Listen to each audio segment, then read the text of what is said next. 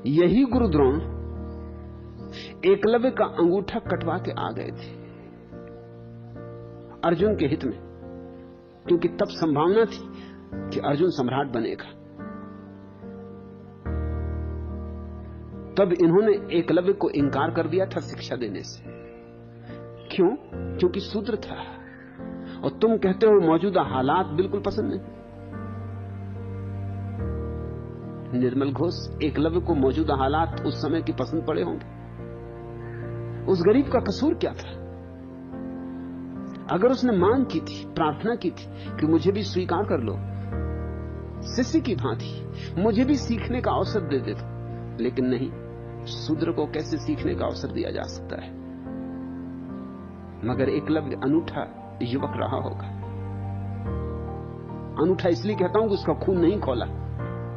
खून खोलता तो साधारण युवक, 2 कौड़ी का, सभी युवकों का खोलता है, इसमें कुछ खास बात नहीं। उसका खून नहीं खोला। शांत मन से उसने स्वीकार कर लिया। एकांत जंगल में जाके गुरु द्रोण की प्रतिमा बना ली और उसी प्रतिमा के सामने सरसंधान करता रहा। उसी के सामने धनुर्विद्या का अभ्यास करता रहा। अद्भुत युवक था। उस गुरु के सामने धनुर्विद्या का अभ्यास करता रहा जिसने उसे शूद्र के कारण इंकार कर दिया था। अपमान ना लिया, अहंकार पर चोट तो लगी होगी, लेकिन शांति से, समता से पी गया। धीरे धीरे खबर फैलनी शुरू हो गई कि वो बड़ा निष्णात हो गया है। तो गुरु द्रोण को बेचैनी हुई, क्योंकि बेचैनी ये थी कि खबरें आने लगी कि अर्जुन उसके मुकाबले कुछ भी नहीं, और अर्जुन पर ही सारा दांव था। अगर अर्जुन सम्राट बने और सारे जगत में सबसे बड़ा धनुर्धर बने तो उसी के साथ गुरु द्रोण की भी प्रतिष्ठा होगी, उनका शिष्य, उनका शागिर्द ऊंचाई पर पहुंच जाए तो गुरु भी ऊंचाई पर पहुंच जाएगा।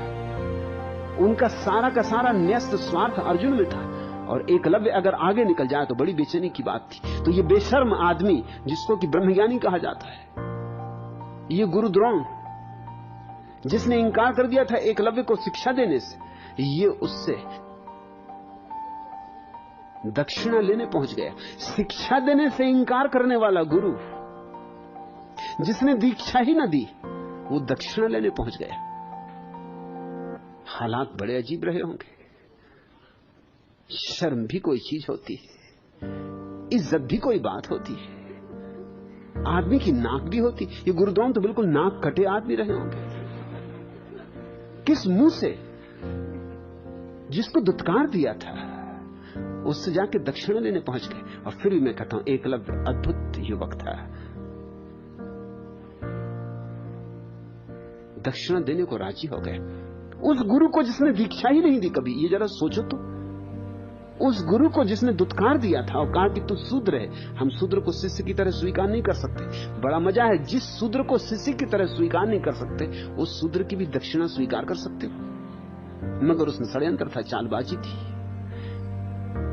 उसने चरणों पर गिर के कहा, आप जो कहें, मैं तो गरीब हूं, मेरे पास कुछ है नहीं देने को, मगर जो आप कहें, जो मेरे पास हो तो मैं देने को राजी हूं, यूं प्राण भी देने को राजी। तो क्या मांगा? मांगा कि अपने दाएं हाथ का अंगूठा काट के मुझे दे दे।